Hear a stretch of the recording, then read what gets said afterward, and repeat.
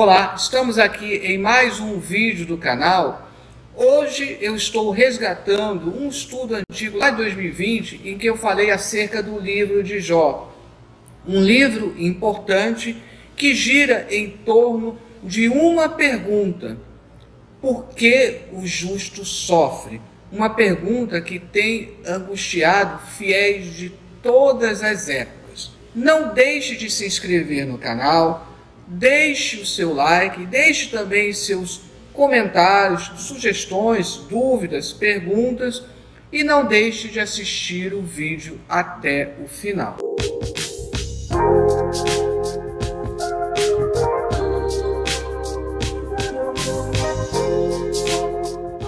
Hoje nós estaremos estudando sobre o livro de Jó, ou mais especificamente as lições que nós podemos extrair do livro de Jó. Apesar de ser considerado entre nós como um dos livros poéticos, é um livro que tem uma estrutura bem diferente dos demais livros poéticos. Basicamente, o que nós encontramos na Bíblia é narrativa e poesia. Mesmo os livros proféticos, eles são estruturados um pouco de maneira poética. Nós encontramos muitos livros narrativos com porções poéticas. Um exemplo aqui que nós podemos citar é o livro de Juízes, em que você tem no capítulo 4 uma descrição narrativa de Débora e Baraque, e aí no capítulo 5 você tem como que o mesmo relato, só que agora em forma poética. No livro de Gênesis e Êxodo você tem rápidas inserções poéticas, mas o livro de Jó chama atenção por ser, na sua grande parte, um livro poético, em que nos dois extremos você tem uma narrativa. E essa narrativa, que pega então o capítulo 1 e o capítulo 42, emoldura toda a parte principal, o corpo do livro, que está em forma poética. Apesar dele estar em forma poética, ele utiliza um recurso muito característico da narrativa, que é aproveitar os personagens, e cada personagem ele transmite uma mensagem. O livro de Jó é um dos dois livros da Bíblia cuja mensagem, ou cujo tema, melhor dizendo, é uma pergunta. Você tem o livro de Eclesiastes, cujo tema é a pergunta: qual é o sentido da vida? Já o livro de Jó, a pergunta que é proposta: por que o justo sofre? Então, o livro ele é bem específico. Pode-se até estender a pergunta para por que o ser humano sofre. Porém, quando se pergunta por que o ser humano sofre, muitos livros da Bíblia vão colocar como resposta simples por causa do pecado. Mas a reflexão que é trazida no livro de Jó é por que o justo ele sofre. E uma análise minuciosa do livro, nós percebemos que você chega ao fim do livro e você não tem exatamente essa resposta. Nós vamos analisar isso ao longo aqui da lição. Então, o primeiro tópico: a crise pode chegar a todos. Por meio da vida de Jó, percebemos que o sofrimento é inesperado. Não pronuncia que está chegando, como também é democrático, pode chegar a todos. Quando nós lemos o livro de Jó, nós percebemos que não faz sentido a ideia de que todos nós, automaticamente, ao nos convertermos, nós estamos livres de todo sofrimento. Se você é crente e você tem fé, você não fica doente. Se você é crente e você tem fé, você não passa por tribulações. E o próprio Novo Testamento nos declara o quê? O Senhor Jesus nos declara o quê? No mundo tereis aflições. Jesus não está falando apenas para o ímpio, está falando exatamente para todos nós. Porque criou-se uma tal teologia da libertação, que é o nome que se dá, mas eu até recuso a dar o nome de teologia.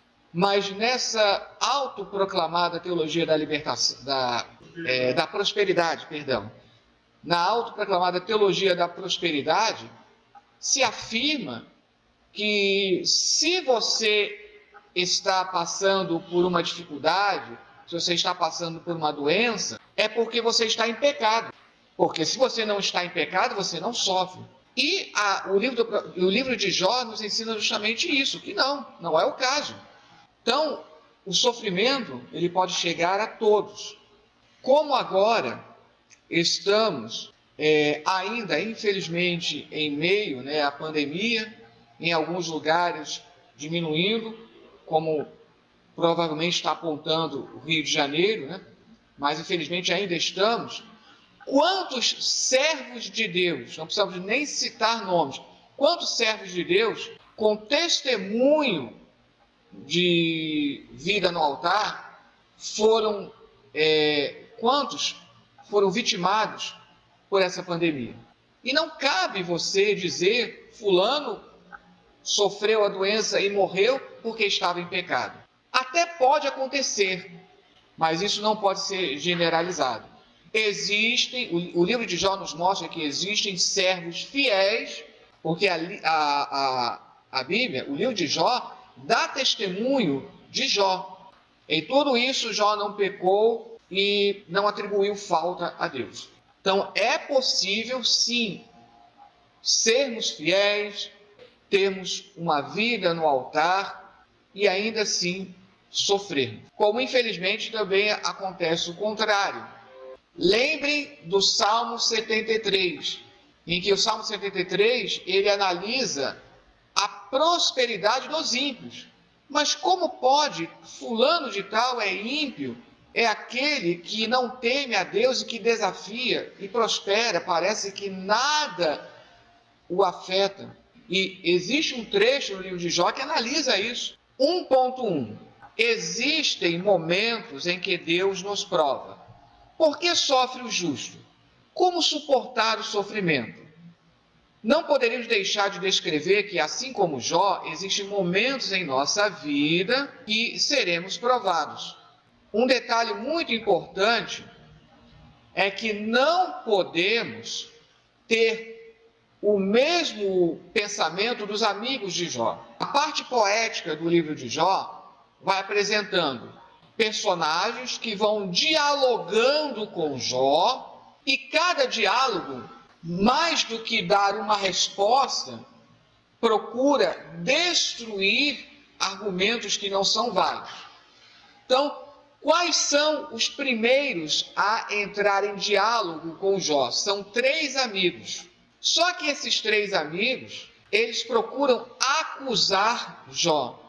Quando você resume o argumento dos 3, Jó, você está sofrendo porque você está em pecado. Então, trate de dizer qual é o seu pecado e se arrependa dele para que você deixe de sofrer.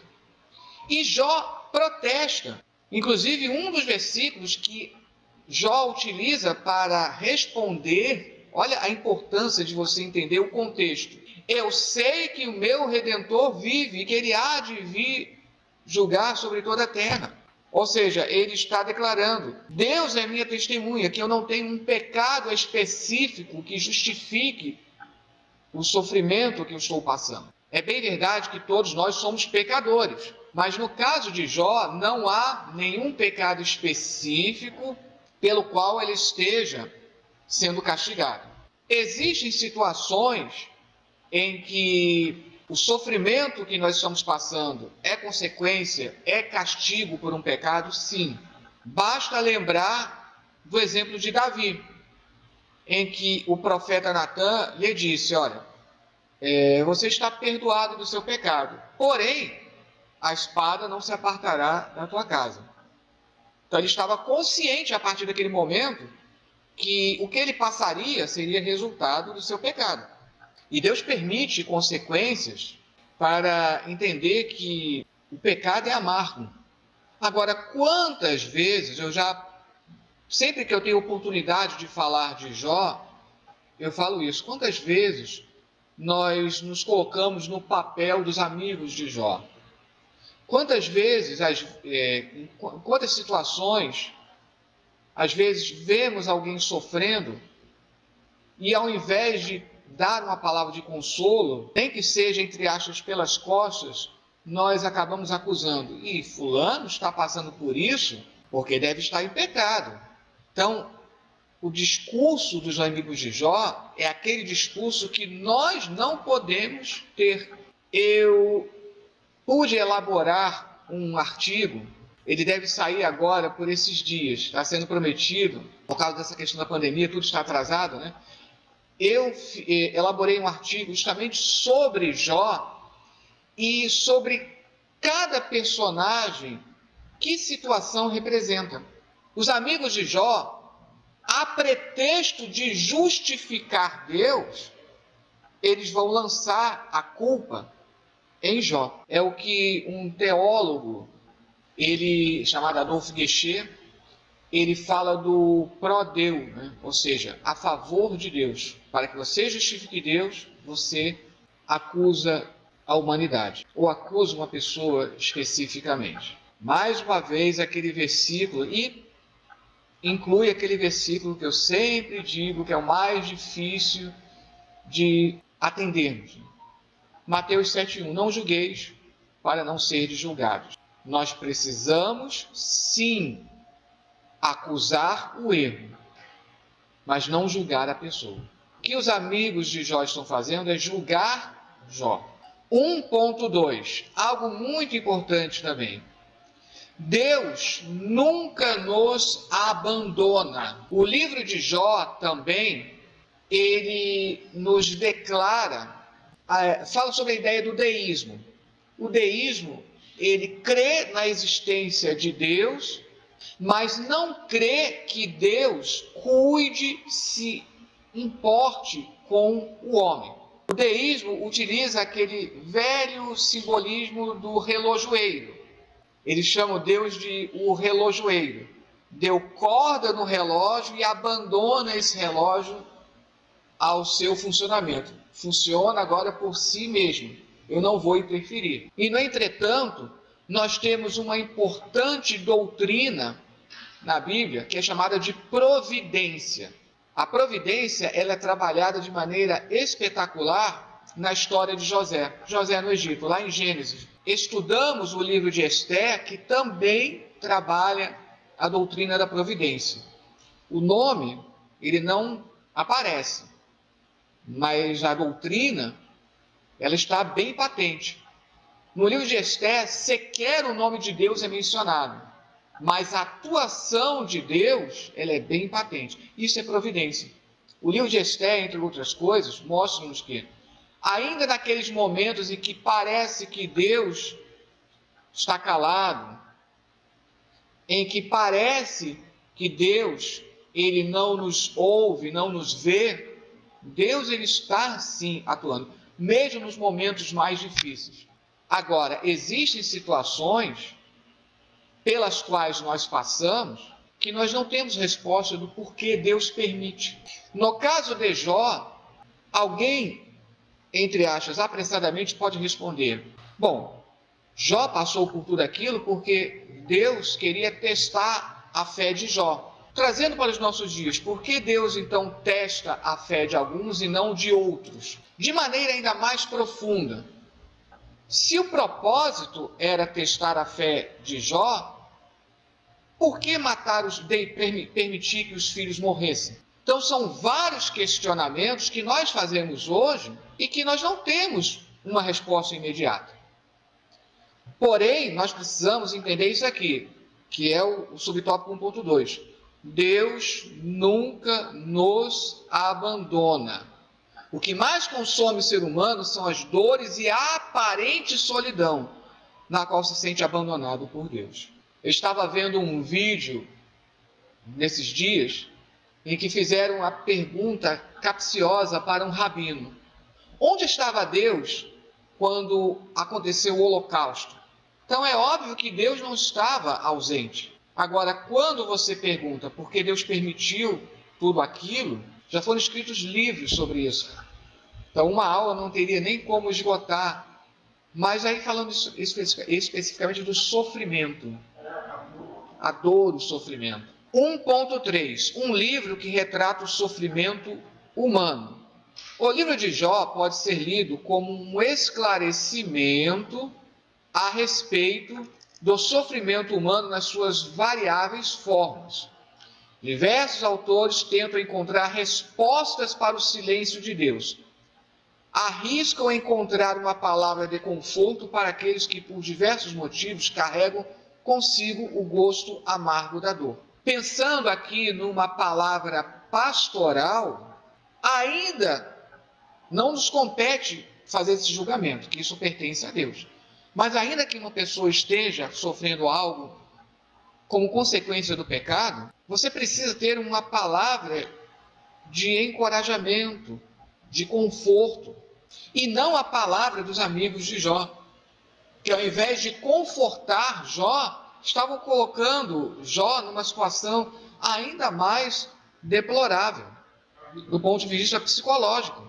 Então, 1.3, um livro que retrata o sofrimento do homem. Tópico 2. Significativos exemplos de fidelidade. 2.1. O principal alvo de Satanás é a família. E aqui nós precisamos falar, da mulher de Jó. Vamos procurar entender do ponto de vista psicológico, porque alguns já até criticaram a mulher de Jó. Nós não estamos justificando a palavra dela, mas explicando. Imagine uma mulher que vê o seu marido fiel, totalmente temente a Deus, na sua retidão, e ainda vê os seus filhos todos morrendo. E além dos filhos, vê o marido numa situação deplorável, com chagas horríveis. Então, essa interrogação a faz propor a Jó que expressasse uma certa revolta contra Deus para que abreviasse a chegada da morte. Pude falar em outras ocasiões, no texto hebraico, literalmente ela não está dizendo amaldiçoa a Deus e morre. No texto hebraico ela está dizendo abençoa a Deus e morre. É como se ela dissesse, é tanto sofrimento que Deus permita te levar, e acabe esse sofrimento. Existe aí uma questão de que a palavra aqui, berer, que é abençoar, às vezes poderia ter esse significado implícito de amaldiçoar. Isso aparece também lá no episódio da vinha de Nabote. Mas o que é interessante aqui é entender essa condição psicológica da mulher de Jó. Por isso que muitos entendem, abrindo parênteses, que pessoas que estão num sofrimento extremo e que, portanto, psicologicamente estão totalmente destruídas, e que isso pode levar até mesmo a um suicídio, que você não necessariamente precisa entender que ela está condenada às chamas do inferno. O juízo pertence a Deus.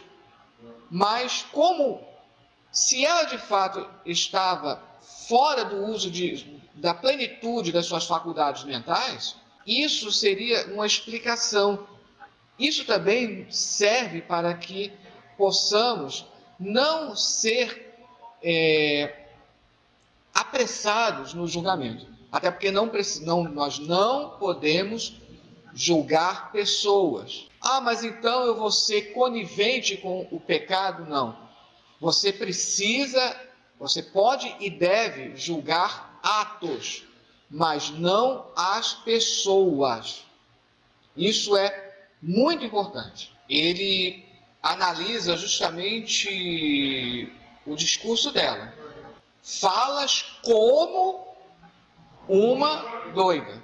Não está diretamente julgando a esposa, mas ele está julgando a fala.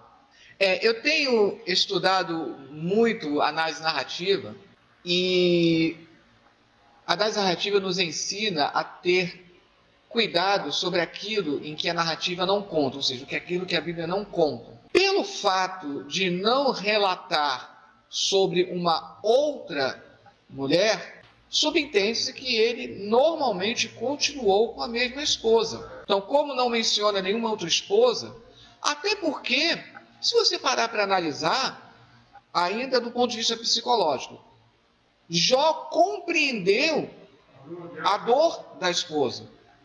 Então imagine, seria motivo para uma separação, mas alguns também analisam, será que a esposa teria tomado a iniciativa de separar de Jó? Nada disso é falado no livro de Jó. Então, automaticamente você entende que eles continuaram juntos, que Jó continuou com a mesma esposa. Jó nos faz perceber que é por meio da nossa confiança em Deus que iremos vencer todas as frustrações da vida. Provérbios 23, 17. Então aqui em Provérbios 23, 17. Não tenha o teu coração inveja dos pecadores, antes, sê no temor do Senhor todo dia, porque deveras há um fim bom. Não será malograda a tua esperança. O que quer dizer malograr? Fracassar. A nossa esperança, ela não fracassa. E ainda, no livro de Provérbios, agora no capítulo seguinte, no capítulo 14, no capítulo 24, no versículo 14. Tal será o conhecimento da sabedoria para a tua alma. Se achares, haverá para ti galardão. E não será cortada a tua expectação, ou expectativa. Indo agora para 2.2. Não renuncie à sua integridade. Na hora da dor, muitos têm dado as costas para Deus. Enquanto Paulo se orgulhava em ter em seu corpo as marcas de Cristo, Jó, de igual modo, pôs o amor a Deus como bússola para guiar e viver uma vida de justiça. Ainda falando sobre a mulher de Jó, o próprio Jó também passou por essa pressão psicológica. Quando você analisa o discurso de Jó, ou melhor dizendo, o diálogo de Jó com os seus 3 amigos, existem momentos em que Jó parece estar revoltado também. E, na verdade, o que ele está expressando é uma dor. Tem um momento que ele diz, meu Deus, vem aqui falar comigo, porque eu quero entender o que eu estou passando. Ele não está desafiando Deus. Ele não está duvidando da bondade de Deus. Tanto é que parece contraditório. Num momento ele diz, Deus parece que é meu inimigo. Tem uma passagem que Jó chega a declarar isso. Deus parece que tem prazer em me caçar como o homem está caçando um animal. Mas no outro ele diz, eu sei que o meu Redentor vive. Então, o ser humano, ele passa por pressões tão grandes que ele externa isso. Mas ele não pode renunciar à sua integridade e não deixar de confiar em Deus. 2.3.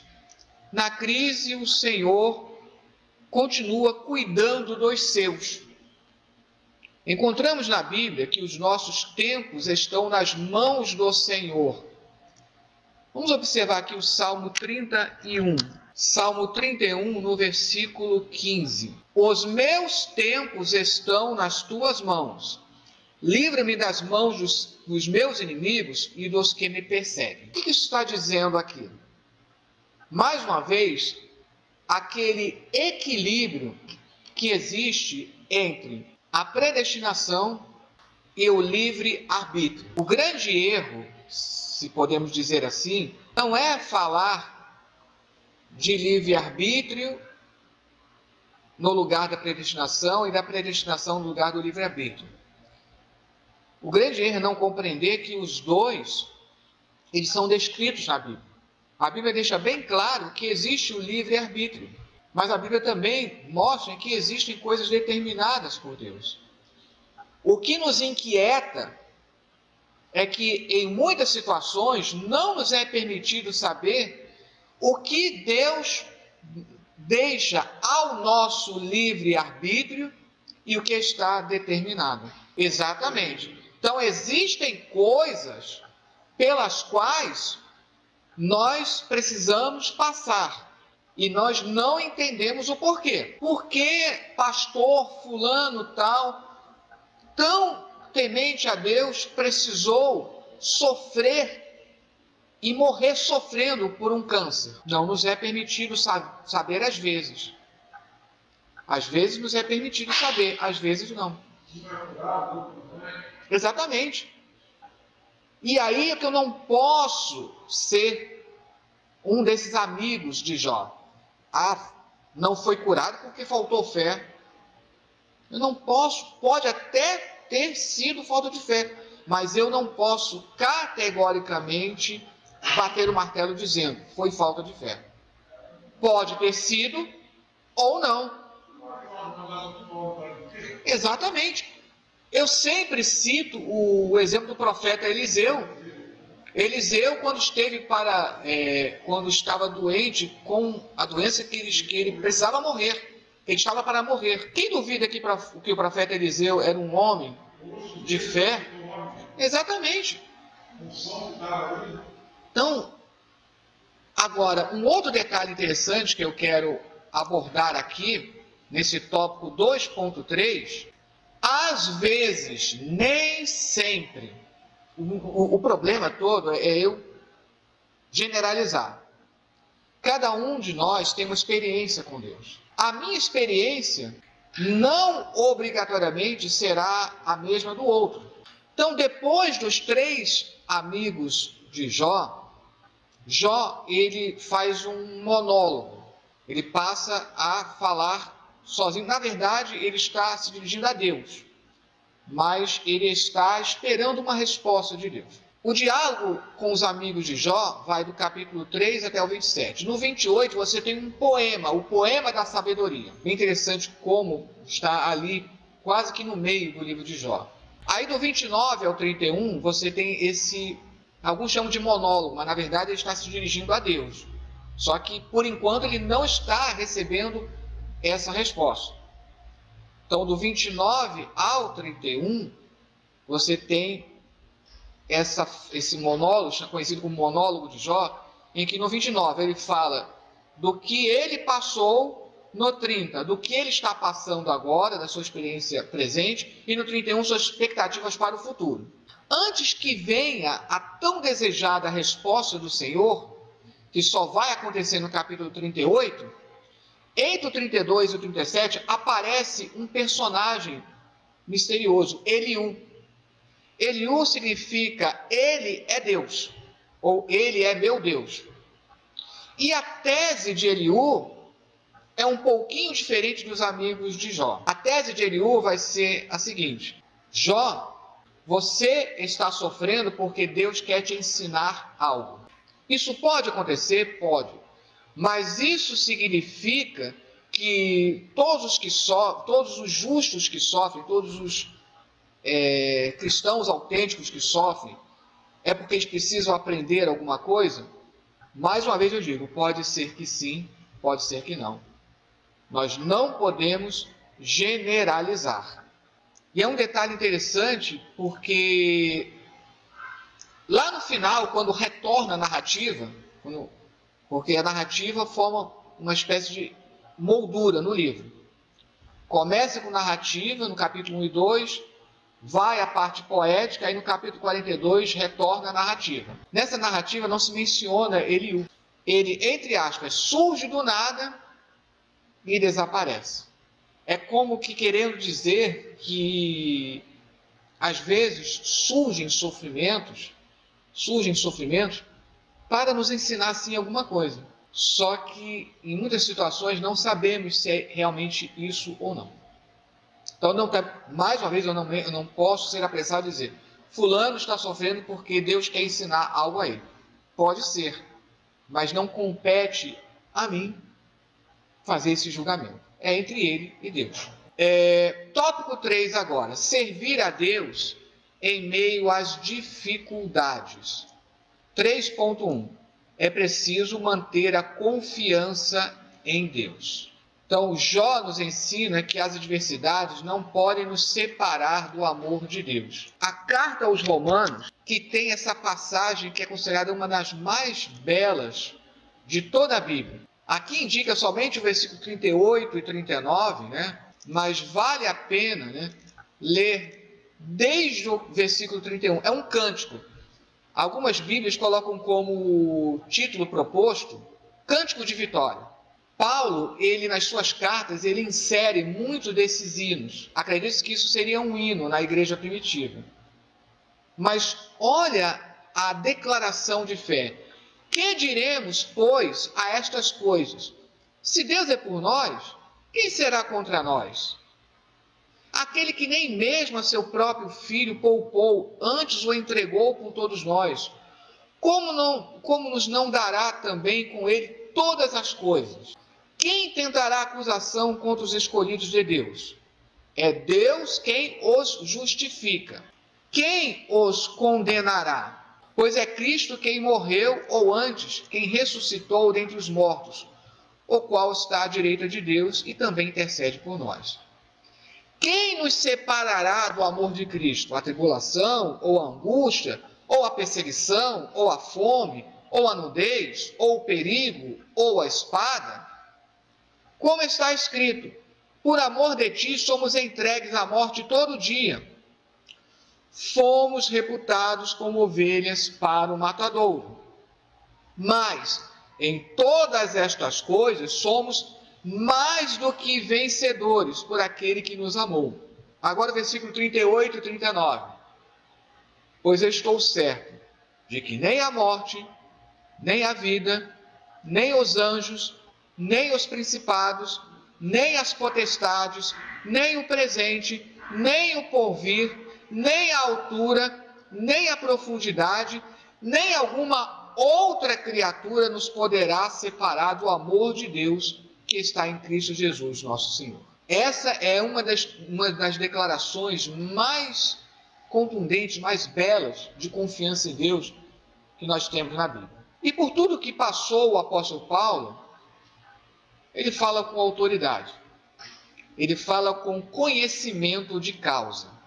Agora aqui, 3.2, ainda no 3.2, né, aquele que confia do Senhor não se entrega. Né? Mesmo não compreendendo a causa de tanto sofrimento, Jó continuou crendo em Deus. Por isso que fora de seu livro, ele é citado também como referencial de retidão e paciência. Tornou-se até proverbial, né? Um provérbio que é conhecido até no mundo, né? Ter a paciência de Jó. Mas olha o que diz Ezequiel 14:20. Ainda que Noé, Daniel e Jó estivessem no meio dela, vivo eu, diz o Senhor Jeová, que nem filho nem filha eles livrariam, mas só livrariam a sua própria alma pela sua justiça. Mas você tem uma declaração mais contundente lá em Tiago 5:11. Tiago 5:11. Eis que temos por bem-aventurados os que sofreram. Ouvistes qual foi a paciência de Jó e vistes o fim que o Senhor lhe deu. Porque o Senhor é muito misericordioso e piedoso. E aí chegamos aqui no último subtópico, 3.3. É preciso ter experiência com Deus. Jó acreditava que conhecia Deus, mas seu conhecimento era incapaz de revelar os verdadeiros traços do caráter do Senhor.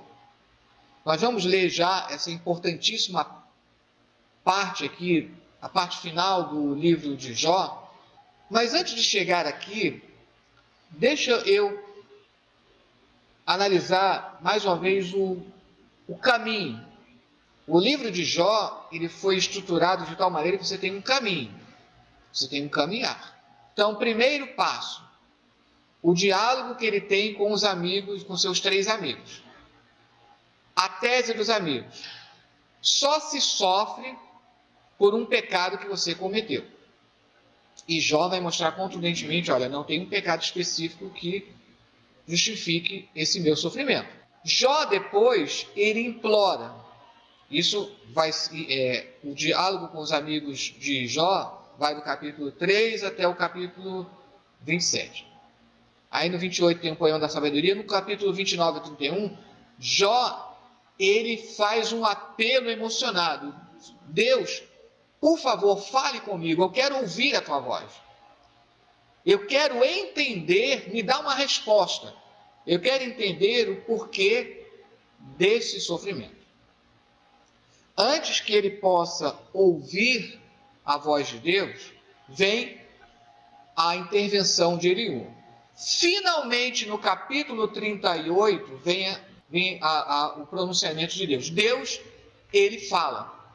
Só que aonde Jó espera uma resposta, na verdade, Deus vai bombardear com perguntas. É uma pergunta atrás da outra. Aonde tu estavas quando eu criava coisa tal? Aonde estavas quando eu criei isto ou aquilo? Certa vez eu li um comentário que são mais de 70 perguntas. Jó esperava uma resposta e o que ele recebe são perguntas. Por isso que